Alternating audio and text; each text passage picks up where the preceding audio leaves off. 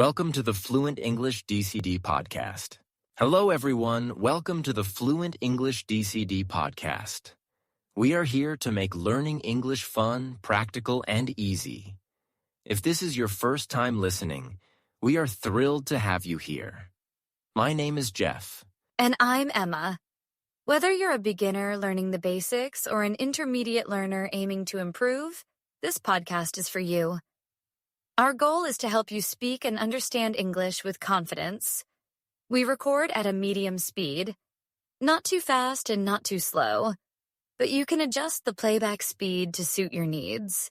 In every episode, we share ideas, tips, and techniques to help you learn English. Today, we're focusing on speaking and listening skills. But before we dive into our 5 easy and fun methods, we want to introduce a key idea that can completely transform your English learning journey: the DCD approach. That's right, Jeff.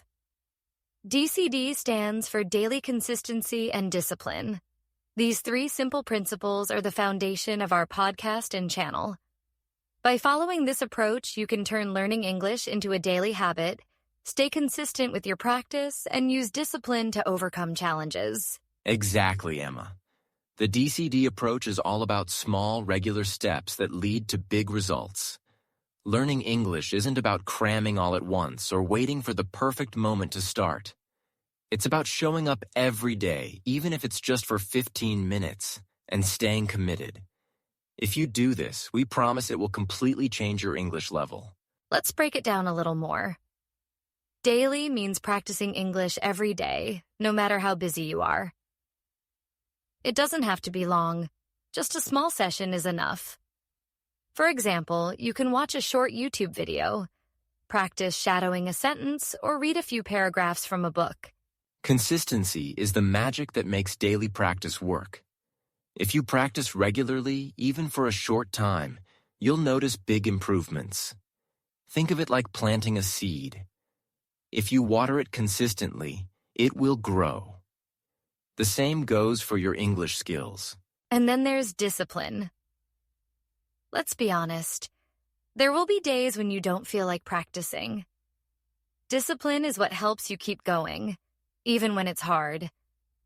It's the key to turning your goal of learning English into a reality. That's why we're here to help you stay motivated and provide tools to make learning fun and easy.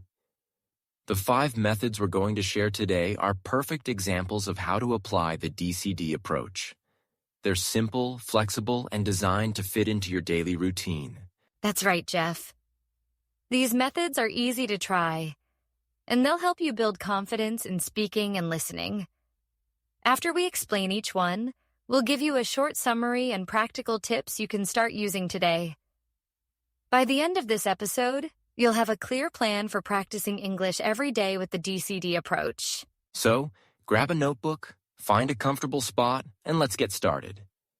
Remember, with daily consistency and discipline, you're not just learning English, you're building a skill that will last a lifetime. Let's do this together. Practice speaking with YouTube videos. YouTube is an amazing tool for learning English. It has thousands of videos made by native speakers and English teachers. The research paper we mentioned shows that YouTube is one of the best platforms for improving speaking skills. Emma, why do you think YouTube is so helpful? YouTube is great because it gives you direct access to native speakers. You can watch how they talk, listen to their tone, and learn the phrases they use. There are so many types of videos to choose from, like tutorials, vlogs, interviews, or even cooking shows. You can pick videos that match your interests and your level of English. One of the best ways to use YouTube for speaking practice is to copy the speaker. This is called mimicking. You watch a video, pause after a sentence, and then try to say the same sentence in the same way. That's right, Jeff. Mimicking helps you learn the correct pronunciation, tone, and rhythm of English. You can also watch their facial expressions and gestures. These nonverbal cues make communication more natural and easier to understand. Let me share a personal example. A few years ago, I started watching cooking videos from a British chef. At first, I just wanted to learn the recipes, but I ended up learning phrases like a pinch of salt or stir gently. I started repeating these phrases, and it really helped me sound more natural when I spoke English. I even used some of these phrases when cooking with my friends, and they were surprised by how fluent and confident I sounded. That's a great example, Jeff. I had a similar experience. When I was learning English, I loved watching travel vloggers. I remember a video about Paris where the vlogger kept saying, "This place is so beautiful." I repeated the phrase, and over time, it became easy for me to use in conversations. One day, I was talking to a friend about a park near my house, and I naturally said, "This park is so beautiful." It felt great to use something I had practiced. That's the beauty of using YouTube. It feels like real life. I also watched DIY videos where people explained how to build things or fix small problems around the house. It wasn't just about learning the steps. I picked up useful phrases like tighten the screw or apply a thin layer. Later, when I had to explain these steps to someone else, I realized I was able to do it clearly in English. It felt like a big win for my speaking skills. Yes, and the variety on YouTube makes it so interesting. I also enjoy watching interviews with actors or famous people. The way they talk is often very natural and expressive, which helps me learn conversational English. For example, I remember an interview with a famous actress where she used the phrase, "It's a work in progress." I didn't understand it at first, but after hearing it a few more times in other videos, I realized it means something is not finished yet but improving. Now, I use that phrase all the time in my own conversations. YouTube is great, but it's also easy to get distracted. There are so many videos that have nothing to do with learning English. That's true. To stay focused, create a playlist with videos that are only for learning English. This way, you won't waste time searching for videos. Also, use the Watch Later feature for videos you like but don't have time to watch right now. Another tip is to watch videos actively. Don't just sit and pause the video and repeat what you hear. This will help you improve faster. For example, I once watched a video about learning new vocabulary. The teacher gave a sentence and said, "Repeat after me." I paused the video and repeated the sentence 3 times. It helped me remember the words better and improved my pronunciation. And don't be shy to leave comments. For example, if you don't understand something, you can ask a question in the comments section. People are often very helpful. I remember once asking about the meaning of an idiom I heard in a video. The creator replied with an explanation, and other viewers shared examples of how they use the idiom. It was such a helpful experience. That's a great way to practice writing, too. Engaging with the community can help you learn even more. I also like to comment on videos where I learned something new. For example, after watching a travel vlog, I wrote, "Thank you for the great video. I learned new words like itinerary and landmark." Writing comments like this not only helps me remember new words, but also gives me confidence in using English. Another idea is to find creators who focus on teaching English. Channels like BBC Learning English or English Addict with Mr. Steve are great because they explain grammar, vocabulary, and pronunciation in a simple way. Sometimes they even include exercises you can try at home. That's a great point, Emma. I also recommend using subtitles while watching YouTube videos. Turn on English subtitles so you can see the words while hearing them. It's a great way to connect the sound of the words with their spelling. And if you feel confident, try turning off the subtitles and just focus on listening. It might be challenging at first, but it's a great way to improve your comprehension. YouTube is an amazing tool, but the key is to use it actively. Don't just engage with the content, practice speaking, and join the community.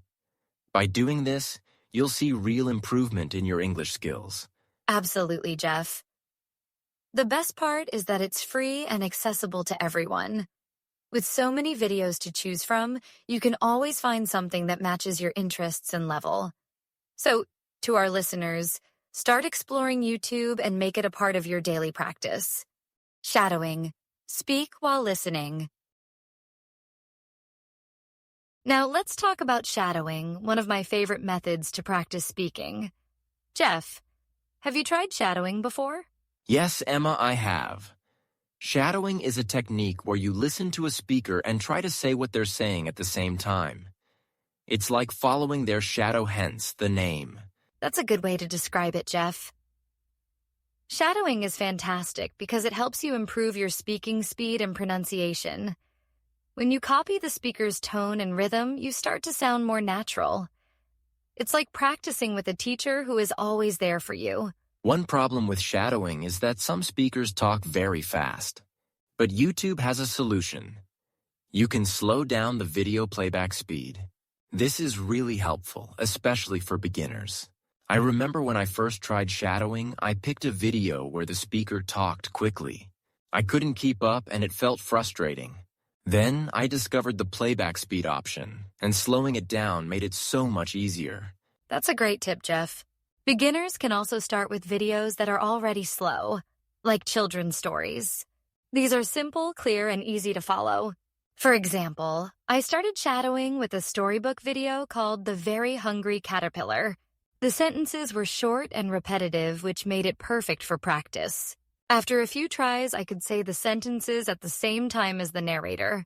That sounds like a great way to start, Emma. For advanced learners, shadowing something more challenging, like news anchors or speeches, can help you practice formal language and faster speaking speeds. When I was more comfortable with shadowing, I tried mimicking a TED Talk. The speaker was inspiring, and I wanted to match their confidence and energy. It was challenging, but it gave me a lot of confidence. That's impressive, Jeff. I've also shadowed scenes from my favorite movies. For example, I love practicing dialogues from Disney movies like The Lion King. The characters use clear and emotional expressions, so it's fun and helpful. I still remember the scene where Simba says, "I just can't wait to be king." Mimicking it taught me how to add excitement to my tone. That sounds like so much fun. I practiced shadowing with audiobooks. I would listen to one sentence, pause, and repeat it. Having the text in front of me made it easier to understand difficult words and phrases. One audiobook I loved shadowing was Harry Potter and the Philosopher's Stone. The narrator's voice was clear, and it made me feel like I was part of the story. Audiobooks are such a great idea, Jeff. Shadowing doesn't have to be perfect. The most important thing is to keep practicing. Even if you don't get everything right the first time, you will improve with time. For example, when I started shadowing, I often skipped words or said them too slowly. But after a few days, I noticed I was able to keep up with the speaker better. That's true, Emma. Another tip is to record yourself while shadowing. Listening to your recording can help you hear what you're doing well and what needs improvement. For example, I recorded myself shadowing a speech and noticed I wasn't pronouncing certain words clearly. After practicing those words a few more times, I got much better. Yes. Recording yourself is a great way to track your progress. Over time, you'll notice how much better you sound. When I listened to my first recordings, I was embarrassed because I didn't sound natural. But after a month of shadowing every day, my recordings started to sound more fluent and confident. It was a great feeling. Another great thing about shadowing is that you can use it anywhere. If you're on a walk or cleaning your house, you can listen to a podcast or YouTube video and shadow along. I like shadowing while doing chores because it makes the time go by faster and feels productive. That's a smart idea, Jeff. I also like to shadow songs. For example, I practice singing along to karaoke videos on YouTube. It's not only fun, but also helps with pronunciation and rhythm. One of my favorite songs to shadow is Let It Go from Frozen. It's so dramatic, and the lyrics are easy to follow.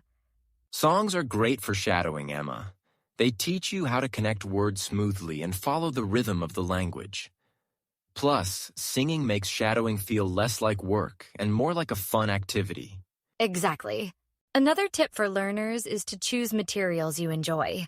Whether it's a podcast, a speech, or a song, you'll be more motivated to practice if you like what you're listening to. And don't forget to celebrate your progress. When you successfully shadow a difficult passage, give yourself a little reward. It could be a treat or just a moment to feel proud of yourself. That's a great point, Emma. Shadowing is all about consistency and enjoying the process. To our listeners, pick something you love, like a favorite story, song, or movie scene, and start shadowing today. You'll be amazed at how much it improves your speaking skills over time. Role-playing, practice real-life situations. Another great way to improve your speaking is through role-playing. Emma, can you explain what role-playing is? Of course. Role-playing means acting out real-life situations. For example, you can pretend you're ordering food at a restaurant, booking a hotel room, or asking for directions. It's like practicing a scene in a play. But the goal is to improve your English. Role-playing is fun because it makes learning practical. You're practicing English that you will actually use in real life. Plus, it's a great way to build confidence. When you practice these situations, you feel more prepared when they happen in real life. Exactly. And the best part is that you can do this with a friend or even by yourself. Write down a short dialogue and practice both parts. For example, pretend to be a customer and a waiter at a restaurant. You can switch roles to practice different phrases. That's a great idea, Emma. When I prepared for a job interview, I practiced answering common questions in front of a mirror. I would ask myself, "Tell me about yourself," or "What are your strengths?" and then answer out loud. At first, it felt a little strange, but it really helped me feel more comfortable and confident during the actual interview. That's such a helpful tip, Jeff. Role-playing is also great for learning specific vocabulary. For example, if you're pretending to be at the airport, you'll learn words like boarding pass, baggage claim, and security check. These are words you might not use every day, but they're very important when you travel. You can make role-playing even more fun by adding props. For example, if you're pretending to be at a restaurant, use a real menu or create one yourself. When I practiced a restaurant scenario with a friend, we wrote down a menu with different dishes, drinks, and prices. It made the practice feel more realistic and enjoyable. That's a great idea, Jeff. I also recommend role-playing scenes from movies or TV shows. It's exciting and helps you learn natural expressions. For example, I once acted out a scene from Friends with my language partner. I played the role of Rachel, and they played Ross. It was so much fun. And we both learned some casual phrases like, "Can I get you anything?" and "I'll be right back." That sounds fun, Emma. I remember practicing a travel scenario once where I pretended to be a tour guide showing people around a city. I used phrases like, "On your left, you'll see the famous bridge," or "This building was built in 1902. It was a creative way to learn and practice vocabulary about landmarks and directions. That's a great example, Jeff. Another fun role-playing idea is pretending to shop at a store. You can practice phrases like, "How much does this cost?" or "Do you have this in a different size?" These are things you might need to say when you go shopping in an English-speaking country. That's a good one, Emma. And if you're practicing alone, don't worry. You can still write down a dialogue and practice both roles. For example, pretend to be a buyer and a seller. It might feel funny at first, but it really works. Yes, and if you have a friend who is also learning English, you can practice together. Take turns being the customer and the seller. You can also challenge each other by adding unexpected questions or answers. For example, if you're pretending to book a hotel room, one person can ask, "Do you have any special discounts?" It makes the conversation more interesting and realistic. Another tip is to role-play situations you're nervous about. For example, if you're planning to travel abroad, practice asking for directions or ordering food. When I was getting ready for my first trip to London, I practiced saying, "Excuse me, how do I get to the train station?" Over and over. By the time I arrived, I felt much more confident. That's a smart way to prepare, Jeff. Role-playing also helps you get used to speaking English out loud. Sometimes learners feel shy or afraid of making mistakes, but role-playing is a safe way to practice. If you make a mistake, it's okay. You can just laugh and try again. Exactly, Emma. Making mistakes is part of the learning process. The more you practice, the more natural it will feel. I also recommend recording your role-playing sessions. Listening to your recordings can help you notice areas where you need improvement, like pronunciation or grammar. That's a great idea, Jeff. And it's also fun to look back at your old recordings after a few months to see how much you've improved. It's a great way to stay motivated. One more idea to make role-playing exciting is to include cultural details. For example, if you're pretending to be at an American restaurant, practice using phrases like, "Can I have the check, please?" Or, "What's the special today?" These are common phrases that native speakers use. That's a great tip, Jeff. Role-playing isn't just about practicing language, it's also about understanding culture. The more realistic you make your role-playing, the better prepared you'll be for real-life situations. So, to all our listeners, think about situations you might face in an English-speaking environment. Whether it's at a restaurant, an airport, or a job interview, role-playing can help you practice and feel more confident. Start small, have fun, and don't be afraid to get creative. Watch videos with subtitles.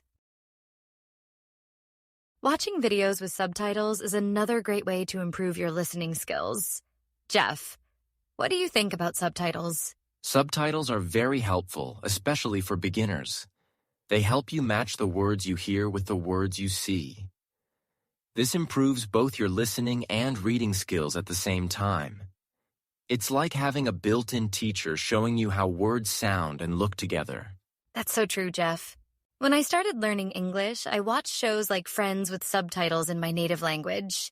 It helped me follow the story and learn new words. Later, I switched to English subtitles. Seeing the words as the characters spoke helped me learn pronunciation and spelling. Finally, I watched the episodes without any subtitles. It was a great way to test how much I had learned and see my progress. That's a smart strategy, Emma. Starting with subtitles in your native language can make you feel more comfortable. Then, switching to English subtitles helps you focus on the language itself. Watching without subtitles is a good challenge when you're ready to test your understanding. I did something similar with a cooking show I liked. At first, I used subtitles in my own language, but after a few episodes, I switched to English subtitles. I could follow the recipes and learn phrases like stir gently and let it simmer. It really boosted my confidence. Subtitles are also helpful for understanding different accents, like British English or Australian English. If you're struggling with an accent, subtitles can guide you. I remember watching a British crime show once and feeling confused by some of the words they used. With English subtitles, I could see the phrases clearly and understand their meaning. Now, I enjoy watching shows with different accents and learning how English sounds in various parts of the world. That's a great point, Emma. Accents can be tricky, but subtitles make them easier to follow. Another tip is to take notes while watching. Write down new phrases or interesting expressions you hear. Then, practice using them in your own sentences. For example, I heard the phrase "time flies" in a movie once. I wrote it down and later used it when talking about how quickly the weekend passed. Writing things down helps you remember them better. That's a great habit, Jeff. I also like to pause the video and repeat sentences out loud. This helps with pronunciation and understanding the rhythm of the language. For example, if a character says, "I'll be there in 5 minutes," I pause and say the sentence exactly like they do. It's like practicing with a native speaker, and it helps me sound more natural. That's a great exercise, Emma.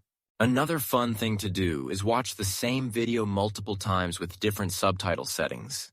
For example, the first time you watch, use subtitles in your native language to understand the story. The second time, switch to English subtitles to focus on vocabulary and pronunciation. Finally, watch without subtitles to see how much you understand on your own. Yes, that's a great way to build your skills step by step. I use this method with a movie I love, The Sound of Music. At first, I used subtitles in my language to follow the story. Then, with English subtitles, I focused on phrases like, "How do you solve a problem like Maria?" Finally, I watched without any subtitles, and it was so satisfying to understand most of the dialogue on my own. That's such a great example, Emma. Songs from movies or shows are also great for learning. Subtitles and karaoke videos are perfect for practicing pronunciation while singing. For example, I practiced singing Let It Go from Frozen with subtitles. It was fun, and it helped me learn how to pronounce difficult words like isolation and kingdom. That's such a fun way to learn, Jeff. Karaoke subtitles are great for rhythm and stress in sentences. Another tip for learners is to choose videos they enjoy.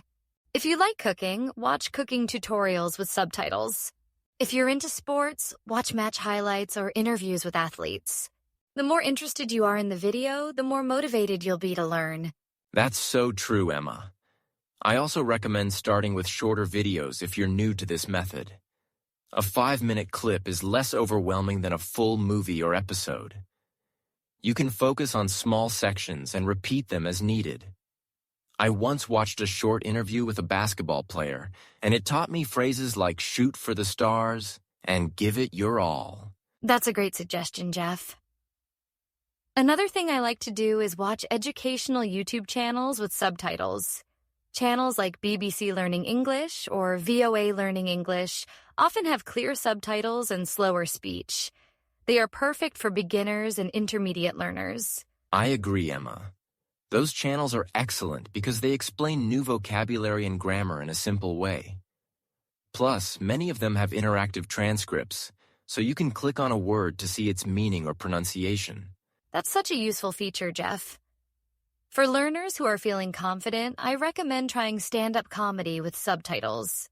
Comedians often use slang, idioms, and jokes that native speakers use. It's challenging, but also a great way to learn casual English. That's a great idea, Emma. I tried watching a comedy show with subtitles once. At first, I didn't get all the jokes, but reading the subtitles helped me understand the humor and cultural context. It was a fun way to learn new expressions and laugh at the same time. That's a great example, Jeff. To all our listeners, remember that subtitles are a tool to help you, but try not to rely on them too much. Over time, aim to watch without subtitles and focus on listening. You'll be surprised by how much you can understand with practice. Exactly, Emma. Watching videos with subtitles is a fun and effective way to improve your English. Start small, be consistent, and don't forget to enjoy the process. Join YouTube communities. Finally, let's talk about YouTube communities. Many YouTube creators have live streams or discussion groups where people can ask questions, share ideas, and learn together. Emma, have you ever joined one? Yes, Jeff.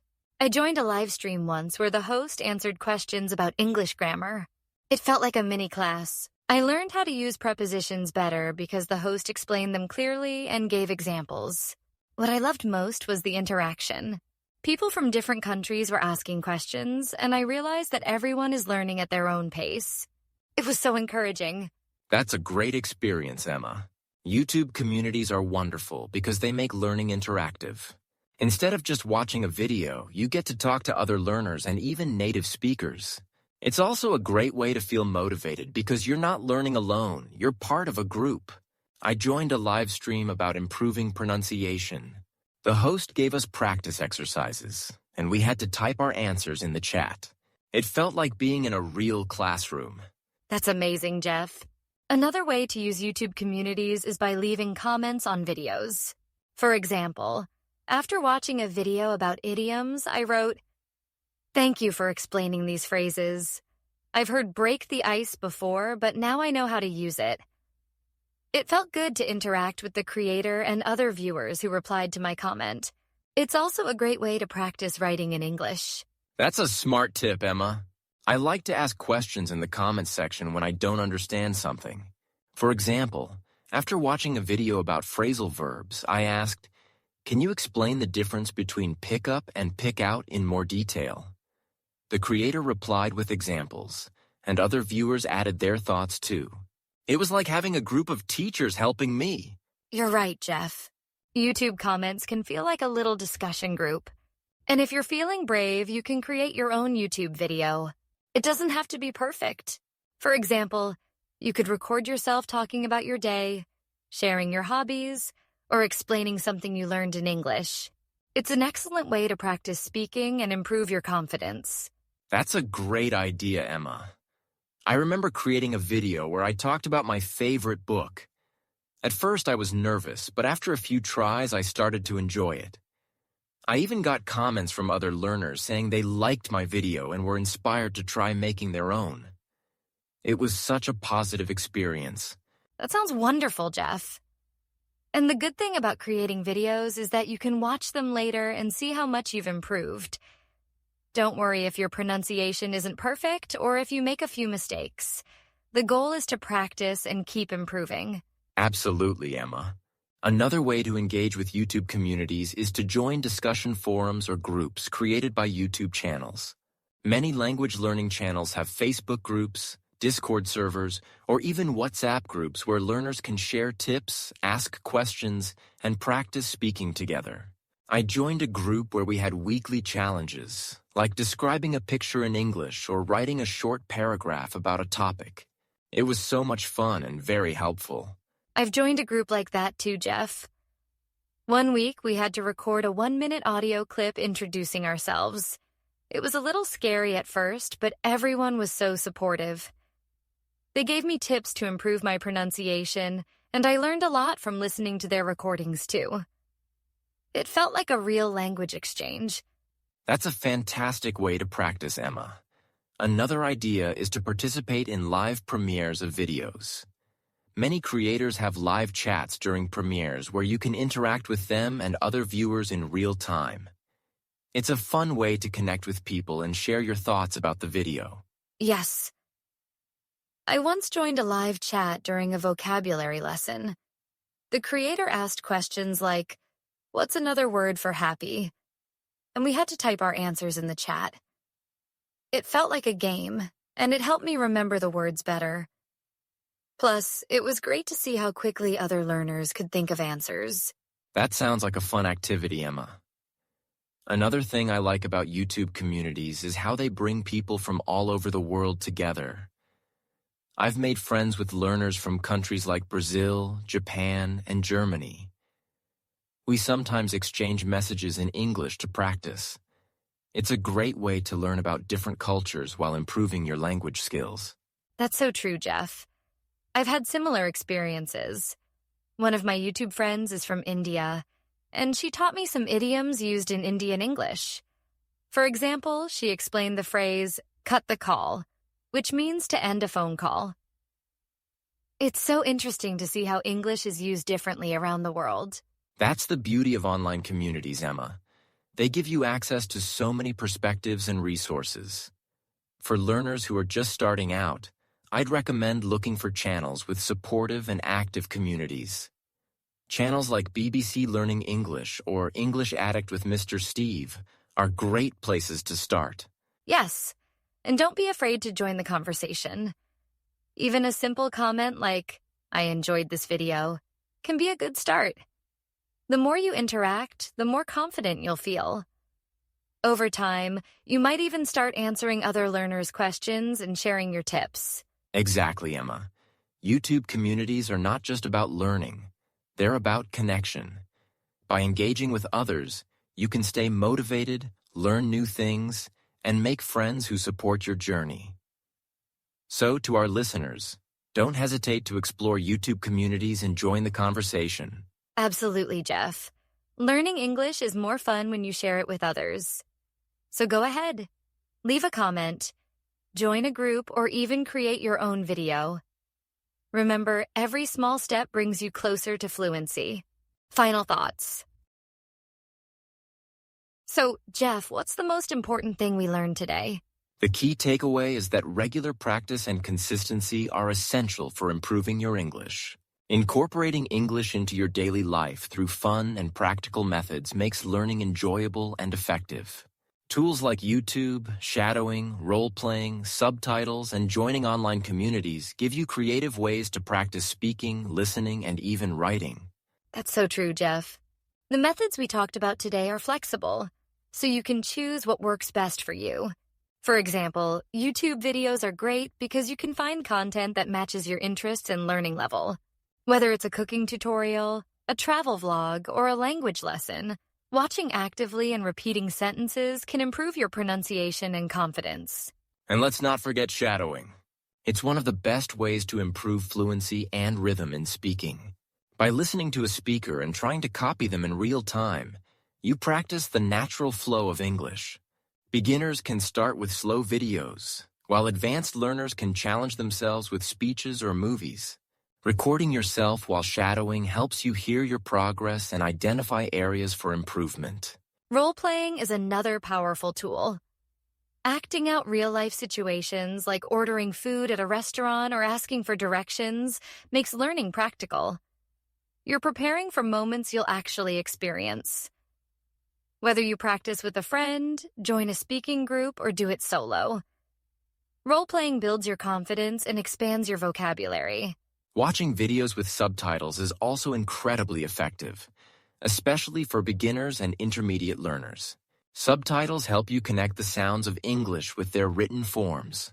Starting with subtitles in your native language, then switching to English subtitles, and eventually going without subtitles is a step-by-step way to improve your listening and comprehension skills. And don't forget, karaoke videos or repeating sentences out loud add an extra layer of practice. Finally, YouTube communities are a fantastic way to interact with others who are also learning English. Leaving comments, joining live streams, and participating in discussion groups give you a chance to practice writing and connect with learners worldwide. If you're feeling bold, creating your own videos is an excellent way to practice speaking and boost your confidence. That's right, Emma.